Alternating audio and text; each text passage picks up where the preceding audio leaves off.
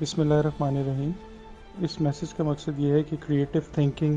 یا ویسے positive thinking کی راہ میں کیا رکاوٹ ہوتی ہے اور کس طرح سے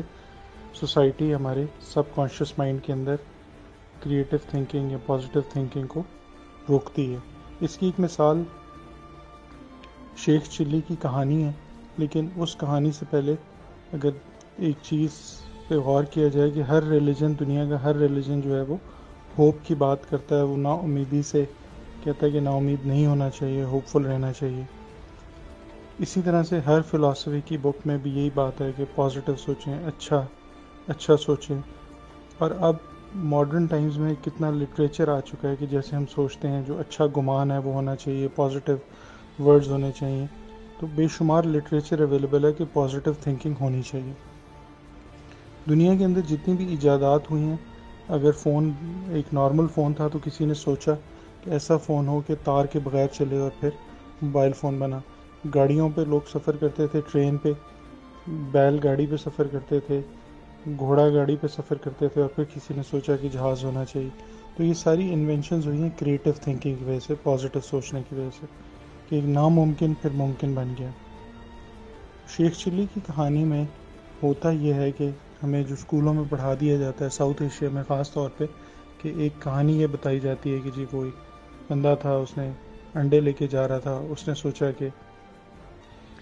ڈے ڈریمر تھا، اس نے سوچا کہ اس انڈوں میں سے چوزے نکلیں گے، پھر اور وہ مرغیاں بیچے گا، پھر اور اس کے پاس اور پیسے آ جائیں گے، اور اس کے پاس بے شمار پیسے آ جائیں گے، اور مختلف ورژنز ہیں اسٹوری کے، اور اینڈ رزلٹ یہ تھا کہ وہ سوچتے سوچتے وہ انڈے اس سے گر گیا اور وہ سارا خواب اس کا چکنا چور ہو گیا۔ اور اس کہانی کا مورل ہمیں یہ سکھایا جاتا ہے کہ وشفل تھنکنگ نہیں کرنی چاہیے، ڈے ڈریمنگ نہیں کرنی چاہیے۔ یہ کہانی پڑھائی جاتی ہے ہمیں اسکولوں کے اندر، جب بچوں کا لاشعور زیادہ پاورفل ہوتا ہے، اور وہ کہانی کسی نہ کسی طرح سے ہمارے مائنڈ کے اندر فیڈ ہو جاتی ہے۔ اس کہانی کا نقصان یہ ہے کہ کریٹیو تھنکنگ کو ایک گالی بنا دیا جاتا ہے، یعنی کہ کتنی جگہوں پہ ایسے ہوتا ہے کہ ہم کہتے ہیں شیخ چلی والی باتیں نہ کرو، کوئی بڑی بات کرتا ہے ہم کہتے ہیں شیخ چلی والی باتیں نہ کرو، یعنی کریٹیو تھنکنگ، پازیٹیو تھنکنگ کو اتنا برا بنا دیا جاتا ہے۔ اور طنز کی طرح سے دوست بھی آپس میں اگر بیٹھے ہوتے ہیں، کوئی بڑی بات کرے تو وہ کہتا ہے کیا شیخ چلی جیسی باتیں کر رہے ہو، یہ تو ناممکن ہے۔ تو کریٹیو تھنکنگ تو پہلا سٹیپ تھا جس کے بعد آگے چل کے چینج آنی تھی، اور ہمارے سوسائٹیز کے اندر بچپن سے کریٹیو تھنکنگ کو روکا گیا ہے،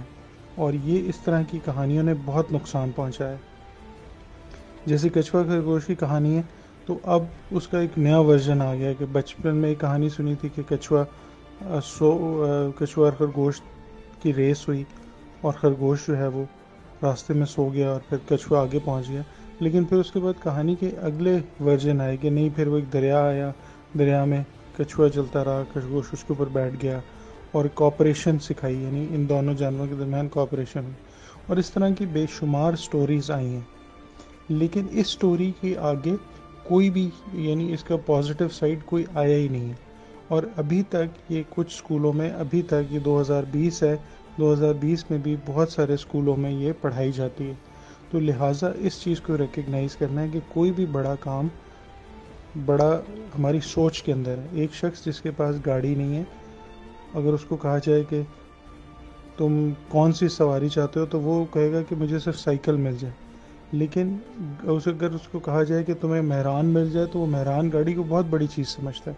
مہران گاڑی کوئی بڑی چیز نہیں ہے، لیکن اس کی سوچ میں سائیکل آسان ہے اور مہران گاڑی مشکل ہے۔ تو جو کام اپنی سوچ میں ہم آسان سمجھتے ہیں وہ آسان ہو جاتا ہے، جس کو اپنی سوچ میں مشکل سمجھتے ہیں وہ مشکل ہو جاتا ہے۔